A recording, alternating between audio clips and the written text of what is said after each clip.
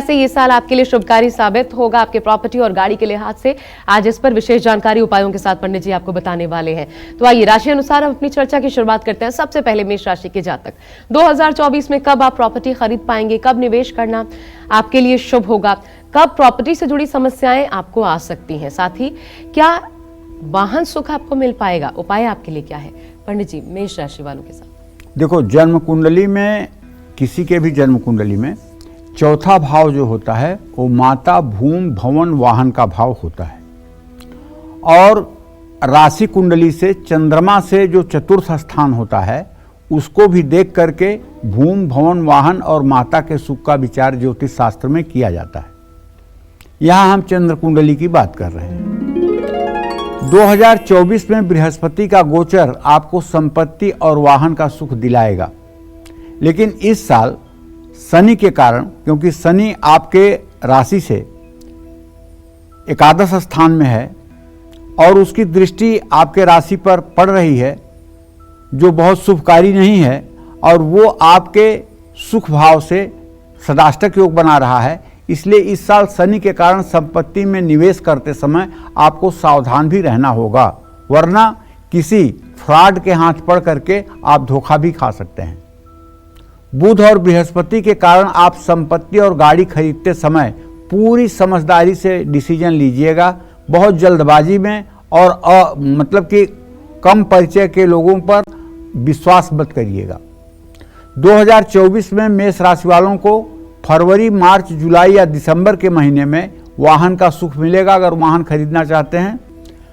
और आपकी अगर ज़मीन है उस पर आप घर बनवाना चाहते हैं तो मई के महीने तक आपको सफलता मिलेगी। और अगर कोई नई प्रॉपर्टी आप खरीदना चाहते हैं तो फरवरी से मार्च और जून से जुलाई तक का समय आपके लिए बहुत उत्तम है।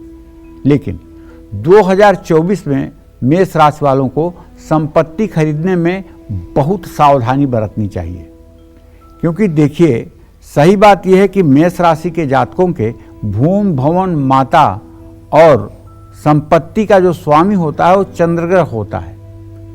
और चंद्रमा हर समय अपना ट्रांजिट बदलते रहता है, हर सवा 2 दिन के बाद चंद्रमा की स्थिति बदलती रहती है। ऐसे में मेष राशि के जातक, पहली बात तो बहुत ज़्यादा एम्बिशियस नहीं होते हैं, संतोषी प्रवृत्ति के होते हैं। और दूसरी बात, दूसरों के ऊपर आंख मूंद कर विश्वास करते हैं। विश्वास करना कोई बुरी बात नहीं है, लेकिन अगर कोई मारीच के रूप में हिरन बन करके आ जाए और आप उसके पीछे दौड़ चलें तो आप राम तो नहीं है ना। तो इसलिए हमारा शास्त्र कहता है विश्वस्तम न अति विश्वसनीयम और अति अविश्वसनीयम न विश्वसनीयम, मतलब विश्वासी व्यक्ति पर भी अति से ज़्यादा विश्वास मत करो और अविश्वासी का तो विश्वास ही मत करो। बहुत से मामले ऐसे देखने में मिलते हैं कि सेना से लोग बीआरएस लेकर के आते हैं, पेंशन लेकर के आते हैं और उनके पत्नी की सहेली का पति उनको ख्वाब दिखा देता है कि हम आपका पैसा दुगना करवा देंगे, यहाँ आपका पैसा लगा देंगे, ऐसे हो जाएगा, वैसे हो जाएगा, और पूरे ज़िंदगी की जमा पूंजी उठा के दे देते हैं। फिर 4 महीने बाद पता चलता है कि हम ठगे गए हैं, और उसके बाद फिर साधारण सी नौकरी करके अपने परिवार का भरण पोषण करना पड़ता है। क्यों? क्योंकि सेना में रहते रहते इन्हें ये पता लग गया है कि कोई फ्रॉड नहीं करता है, सब अच्छे लोग ही होते हैं, सारे लोग जो कहते हैं वही करते हैं। क्योंकि इसी क्लाइमेट में ये 20 साल 25 साल गुजार कर आए हैं। इन्हें कहाँ क्या पता है कि यहाँ मतलब रावण जो है वो पीले रंग का कपड़ा पहन करके और सीता से भिक्षा मांगने आया है।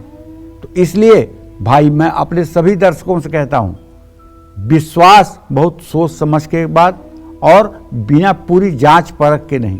क्योंकि आप जब भी कोई प्रॉपर्टी लेने जाएंगे तो प्रॉपर्टी बेचने वाला या ब्रोकर कहेगा कुछ टोकन मनी दीजिए, कुछ टोकन मनी दीजिए, कुछ दीजिए, तब टेबल पे बात होगी। आप कह दीजिए मुझे टेबल पे बात नहीं करनी है, जब मैं पूर्ण रूप में संतुष्ट हो जाऊंगा तब 1 रुपया दूंगा, वरना नहीं दूंगा।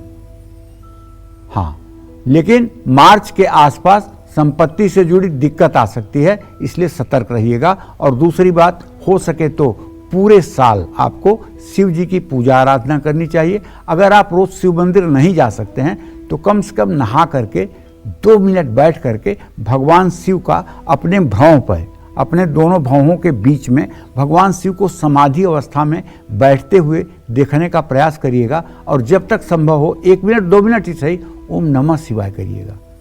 इससे आपको आत्मिक शांति मिलेगी, इससे आपका बौद्धिक विकास होगा और इससे आपके परिवार में सुख शांति रहेगी। अगर एक दिन ये अभ्यास बन गया तो आप समझ लीजिए कि आपका जीवन बहुत शुभकारी हो जाएगा। जय मां विंध्यवासिनी।